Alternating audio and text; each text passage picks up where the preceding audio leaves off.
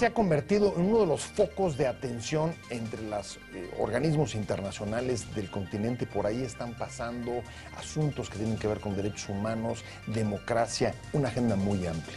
Solamente de México, el año pasado, les llegaron cerca de 500 denuncias sobre violaciones a los derechos humanos. Pero esto es solamente un botón de muestra de otros muchos temas que tienen que ver incluso con procesos electorales como el que vendrá ahora en Venezuela. De esto vamos a hablar hoy en Opiniones Encontradas. Gracias por estar en este programa en el que todas las ideas se pueden cuestionar siempre que se debatan. Soy José Buendía, vamos a ver unos datos y venimos aquí a nuestra mesa a tener nuestro debate de hoy. La Comisión Interamericana de Derechos Humanos se ha convertido en un paso casi obligado para las denuncias sobre casos de violaciones a los derechos humanos graves en México, lo que convierte al país en uno de los que mayor número de expedientes abiertos tiene del continente americano en la materia. Al gobierno le preocupa la recurrencia de denuncias y ha reforzado la comunicación con la Comisión, que incluso participa a invitación de México en las investigaciones de violaciones a derechos humanos, como la desaparición de los estudiantes de Ayotzinapa. Estos días, el grupo de expertos de la Comisión Interamericana de Derechos Humanos reanudará su trabajo en México y el gobierno deberá responder a su petición de entrevistarse con militares de la zona militar de Iguala. También, el 30 de junio, se cumple el aniversario del caso de Tlatlaya sobre presunta ejecución extrajudicial cometida por soldados en el Estado de México. ¿Qué implicación tiene para la justicia mexicana la recurrencia de denuncias en tribunales internacionales? ¿Cuál es la estrategia de la política exterior en este tema? ¿Hay una crisis de derechos humanos en México? ¿Cómo afecta su imagen? Posiciones. Número 1. La Comisión Interamericana de Derechos Humanos recibió 500 denuncias sobre violaciones a derechos humanos cometidas en México, el mayor número registrado entre los países del continente americano durante 2014. Esto según el informe anual del organismo internacional. Número 2. Peritajes de la Procuraduría General de Justicia del Estado de México y de la PGR revelan que las 22 personas abatidas por el ejército el 30 de junio del 2014 en Tlatlaya, 11 fueron prácticamente fusiladas y otras 5 murieron realizando maniobras instintivas de defensa. Número 3. La Comisión Interamericana de Derechos Humanos concedió en 2014 6 solicitudes de medidas cautelares solicitadas por México, entre las que se incluye a los estudiantes sobrevivientes de la Normal Rural de Ayotzinapa y la testigo de la presunta ejecución de civiles en Tlatlaya, debido a la gravedad de los casos. Número 4. En una de sus primeras giras internacionales, la Procuradora General de la República, Arely Gómez González, se reunió con el secretario general de la Organización de Estados Americanos, OEA, Luis Almagro Lemes, con el objetivo de robustecer los lazos interinstitucionales en materia de derechos humanos. ¿Cuál es la agenda de la OEA? ¿Cuál es la política de México hacia ese organismo internacional? ¿La de otros países, Venezuela, Guatemala? ¿Cuáles son los temas? De eso vamos a hablar hoy en Opiniones Encontradas. Y me da mucho gusto que haya aceptado venir con nosotros aquí Francisco Guerrero. Paco, como siempre, un placer que estés aquí. Un gusto estar contigo, Pepe. Paco es el nuevo secretario de Asuntos Políticos de la OEA. Y además usted lo conoce, articulista de Excelsior desde hace ya un buen rato y amigo de este programa. Gracias, Paco. Un privilegio estar contigo siempre, Pepe. No, como siempre. Y Fausto, Fausto Pretelín. ¿Qué tal? ¿Cómo estás? Especialista en asuntos internacionales, ya lo conoce, ha estado con nosotros en otros programas. Gracias, y si quieren, vamos a arrancar directo sobre el asunto y es, a ver, está llegando Paco, a ese organismo internacional que hasta hace unos años parecía que incluso estaba quedando un poco relegado, fuera de contexto, sin suficiente peso político, pero están llegando ahora ahí a la Comisión Interamericana de Derechos Humanos. Cerca de México fueron 500 el año pasado, pero no solamente es México, también es Colombia. Está generando misiones internacionales, por ejemplo, en Ayotzinapa, otros temas que tienen que ver con derechos humanos y democracia, elecciones, procesos electorales. ¿Qué es lo que pasó en la OEA? ¿Qué es lo que ha hecho, digamos, un poco reflotar la atención sobre ella? Mira, yo escribía en mi columna de Excelsior hace una semana que yo creo que la OEA está viviendo lo que yo llamaría un proceso de renacimiento. Y voy a explicar por qué. Como tú sabes, Insulza, quien fue canciller de Chile, fue durante 10 años secretario general de la OEA. Fueron 10 años muy interesantes de la historia de América Latina y del continente. A veces olvidamos que en la OEA también coexisten y son muy importantes los países del Caribe, los países anglosajones, particularmente los Estados Unidos y Canadá. La OEA es una organización pues muy antigua, es una de las organizaciones más antiguas que se han generado en el mundo. Es una organización que tiene una larga historia, ha vivido muchos procesos históricos. Tú recordarás el caso de Cuba durante los 60s, ahora esta posibilidad de que con la, digamos, con la reinstauración posible ya de relaciones entre Cuba y los Estados Unidos, Cuba pudiera regresar a la organización. Es un organismo que está en pleno proceso de evolución y yo tuve la oportunidad de ser invitado por Luis Almagro, que es el nuevo secretario general de la organización, un hombre que viene de la izquierda, un hombre que fue canciller de Mújica, aquel presidente tan importante en Sudamérica. Luis Almagro ganó virtualmente de manera unánime su elección como secretario general, estará en el cargo durante 5 años y creo que esto abre la posibilidad de un nuevo planteamiento donde efectivamente, como tú has señalado, temas como los derechos humanos, como la libertad de expresión, sobre todo la democracia. Más adelante podríamos hablar sobre las misiones electorales que todavía nos faltan este año.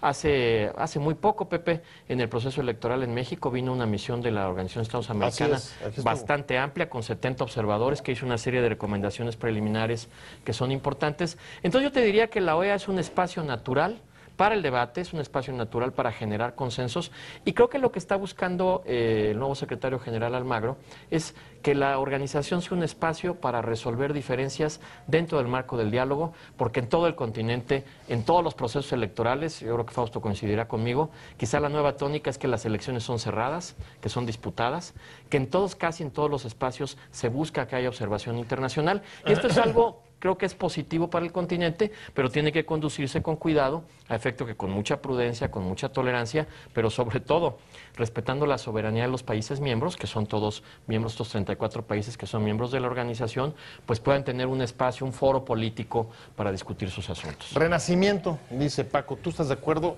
Y si estás de acuerdo, ¿qué es lo que, digamos, había generado el eclipse y qué es lo que ahora la está reflotando? Bueno, sí, yo estoy de acuerdo que tiene que ser un renacimiento. Viene una época, o sea, pasamos por una época muy conflictiva en Latinoamérica. Hablo particularmente de Venezuela, ¿no? El eje chavista, estos modelos de integración populistas que de alguna manera son cortoplacistas y que de alguna manera lo que genera es un tráfico de modelos de integración, ¿no? Y la OEA quedó un poco, utilizando el lenguaje ahora moderno, muy buleado, fue utilizado en el bullying en contra de la OEA, particularmente cuando Chávez floreció, ¿no? Y fue la época hegemónica cuando nace el ALBA, ¿no? Cuando inclusive la CELAC, ¿no? Pero bueno, la CELAC es mucho más progresista que el ALBA.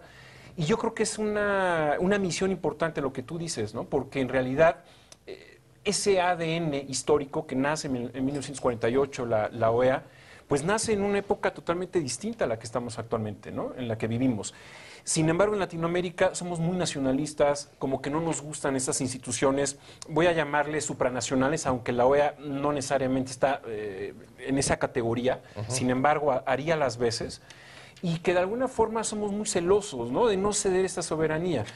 Siempre se ha utilizado esta idea de que la OEA es pues el mensajero de Estados Unidos, ¿no? A esa reducción hemos llegado en los últimos años y yo creo que esa sería la misión, ¿no? Es decir, cómo revivir o cómo plantear este ADN, ¿no? estadounidense de 1948 que tenía otra misión, ¿no? Totalmente distinta a la que tenemos actualmente en Latinoamérica.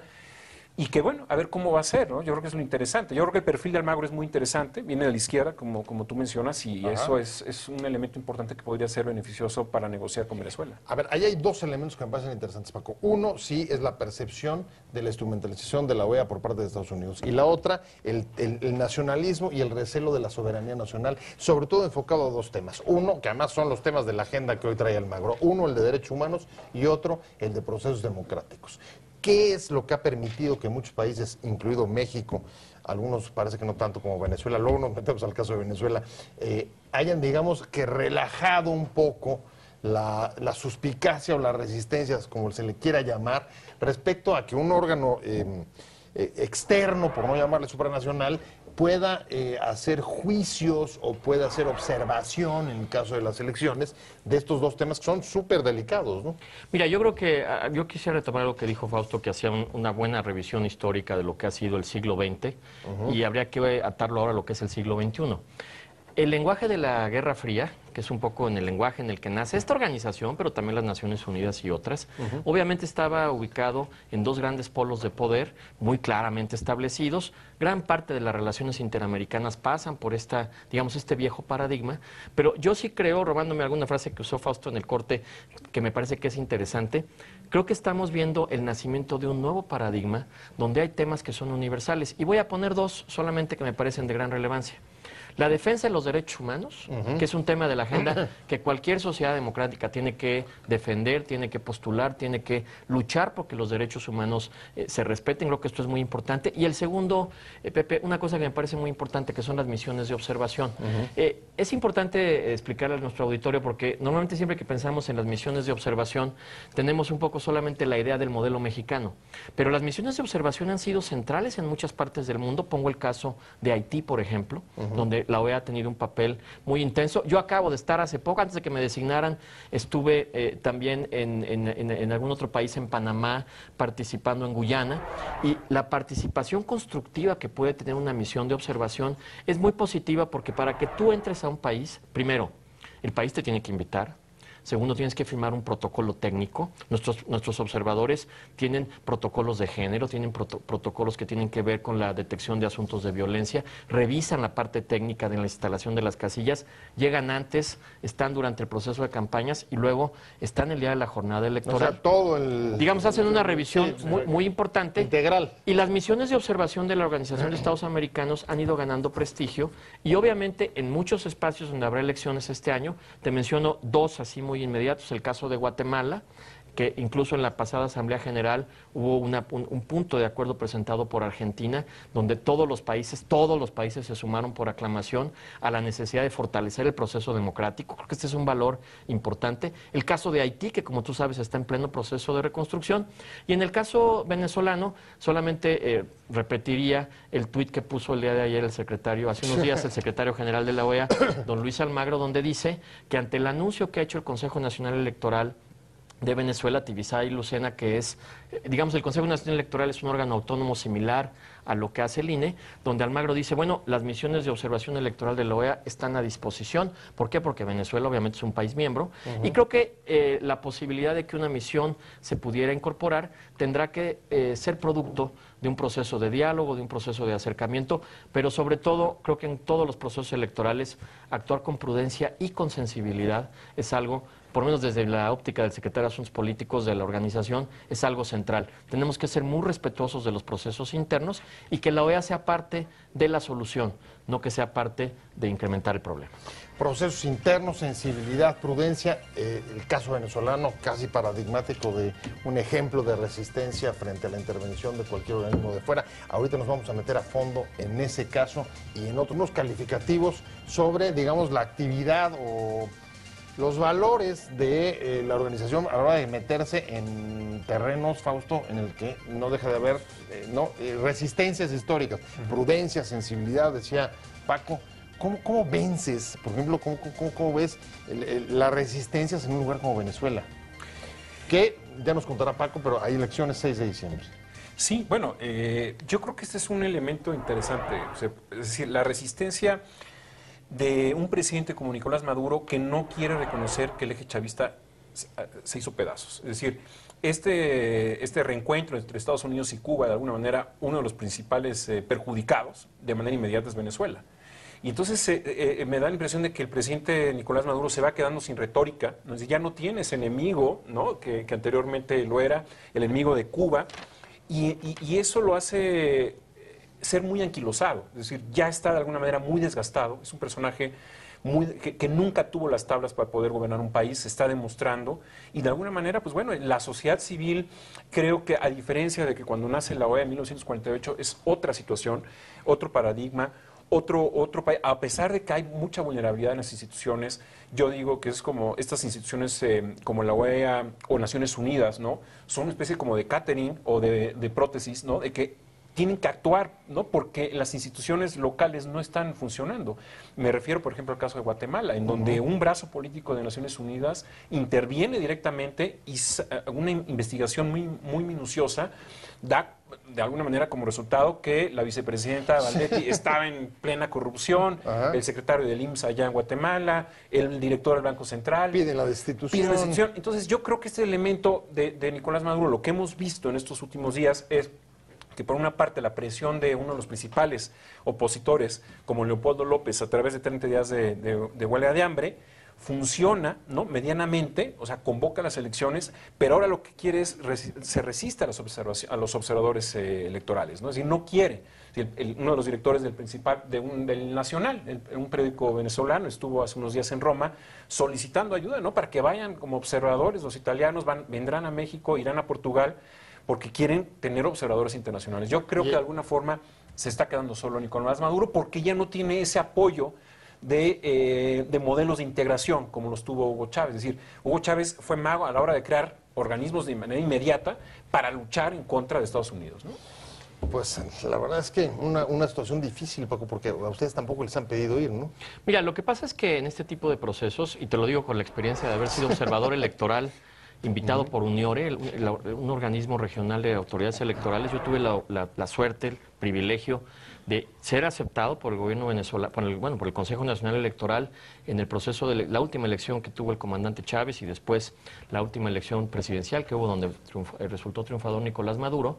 La realidad está en que para armar buenos procesos de observación electoral se requiere, en el caso de la OEA, por supuesto, de la aceptación por parte del país miembro, claro, a efecto de que la serie de protocolos técnicos que se tienen que construir se pueda dar. O sea, las garantías para que tú hagas tu chamba. Digamos, hay un protocolo técnico que se tiene que firmar. Segundo, yo insisto en la posición que ha señalado el secretario general porque me parece que es una posición prudente y es una posición constructiva. Nosotros estamos dispuestos a participar, ahí está nuestra experiencia, nuestro prestigio como organización en materia de observación electoral. Hasta el momento lo que se ha podido ver es que hay algunas otras organizaciones, particularmente UNASUR, que ha sido, de alguna manera, existe la posibilidad de que ellos lo lleven a cabo. Hay otras organizaciones que podrían participar, está el caso de UNIORE, está el caso, por supuesto, de la OEA. Y lo interesante va a ser de aquí a que comiencen una serie de diálogos, de intercambios, que tienen que darse dentro del seno de la propia organización, reiterar la disposición que tiene la organización de poder participar en tanto se cumplan todas esas condiciones. Te diría algo adicional trascendiendo a Venezuela, porque el caso de Venezuela es uno de los casos que ve la organización. Este año vamos a observar, por ejemplo, elecciones comarcales en Panamá, que es un ejercicio bien interesante, donde las autoridades indígenas eligen un poco lo mismo que nos sucede aquí con los usos y costumbres. Hemos recibido muchas invitaciones en el Caribe, es decir, tenemos una agenda de observación muy intensa. Lo importante de las misiones de observación, y esto lo acabamos de vivir en México y en agosto se va a presentar un informe al respecto, es que la observación se hace con el sentido de proponer mejoras en el carácter técnico, desde el punto de vista logístico, desde el punto de vista legal, de cuáles son las mejoras que el sistema democrático puede tener, porque llegas invitado por el país miembro a poder participar en este ejercicio. Entonces, yo creo que las misiones de observación electoral son un elemento, yo diría, de un concepto que quizás no se ha tallado mucho, pero que a mí me parece muy interesante, que es el concepto de la diplomacia electoral. Es decir, hemos vivido siempre diplomacia de otro tipo, pero ahora estamos ante la posibilidad, cuando existen estos procesos de apertura, que los países puedan beneficiarse de la experiencia de otros observadores, los que hemos sido observadores como yo mismo en muchas partes, a mí me ha tocado estar observando en Rusia, en muchos lugares lejanos de México, obviamente aprendes de las buenas prácticas, ves qué cosas puedes mejorar y es un ejercicio constructivo para todos. Así que yo concluiría diciendo que en el caso de Venezuela, yo soy optimista de que este espacio que ha ofrecido el secretario general pueda abrir un camino de diálogo y que si eventualmente este ejercicio se da en condiciones técnicas aceptables, pues pueda contribuir a que Venezuela como democracia pueda seguir adelante en su carrera. Déjame retomar lo mismo que acabas de decir sobre el caso de las misiones electorales, tú lo llamas diplomacia electoral, y te preguntaría, ¿esto podría ser extrapolable, por ejemplo, a otra materia, como por ejemplo derechos humanos? Ofrecer colaboración técnica, mejorar las capacidades para proteger los derechos. Ahí tenemos el caso de Ayotzinapa, ahí está la CID trabajando, ofreciendo asesoría técnica. ha pedido, por ejemplo, algunas cosas que todavía han sido controvertidas, como entrevistar militares, en fin, pues recursos. Claro. Por supuesto que sí se puede extrapolar. De hecho, lo hace la OEA, tiene una ramificación que se encarga precisamente de analizar el tema de los derechos humanos, y esa es una de las asignaturas que seguramente en México no nos ha gustado, ¿no? Es decir, la última, digamos que mala experiencia fue pues, el tema de la observación, ¿no? De la Relatoría de Naciones Unidas sobre casos recientes, en donde el gobierno mexicano sí ha manifestado un desacuerdo, lo hizo de manera explícita. Creo yo que es como estarle, pues, si me permites en el argot futbolero, estar pidiéndole al árbitro que cambie la decisión, ¿no? Cuando el árbitro ya la tomó y es prácticamente irreversible. En ese caso creo que México se equivoca al decir que bueno, el personaje argentino que vino a levantar la relatoría vio que había ciertas consistencias, ¿no? En lo que está sucediendo, y creo que los que vivimos en México nos damos cuenta, sin tener que estar in situ, de lo que está sucediendo, ¿no? Estas filtraciones a través de algunos medios, los casos de Tlatlaya, vemos que sí, que en esta asignatura lamentablemente no estamos muy bien, y yo creo que estas instituciones que dan un paso más allá de la soberanía, es muy importante que estén presentes en México. Es decir, que sí haya una revisión, que sí haya una calificación, que sí haya una revelación, ¿no? Una investigación paralela a las investigaciones que hace la Procuraduría en México, porque eso a corto plazo nos beneficia. O sea, ya estamos en el siglo XXI, estamos en época de la globalización, estamos con las cortinas abiertas, las ventanas abiertas, ya no estamos como 30 años atrás, y yo creo que las observaciones, las propuestas de estos dictámenes de instituciones externas a México son muy valiosas y son necesarias, yo creo que son hiper necesarias, ¿no? ¿Coincidirías, Paco? Bueno, yo creo que yo creo que dentro de lo que son estos grandes temas, que es el desarrollo, la democracia, los derechos humanos, estos ya son principios universales que forman parte de las civilizaciones. O sea, no hay gobierno en América Latina que pueda resistirse. Yo creo, y te lo pongo en estos realmente. términos. Yo creo que, por ejemplo, la intervención de la Comisión en el tema particularmente de los 43 estudiantes de Ayotzinapa y el hecho de que esto haya servido a efecto que tanto los padres de familia como las propias autoridades aceptaran la intervención externa, habla bien al final del país por una razón. Yo creo que en los temas donde existe una presunta violación de derechos humanos deben ser una preocupación democrática del gobierno, de la oposición, pero sobre todo de la sociedad en su conjunto.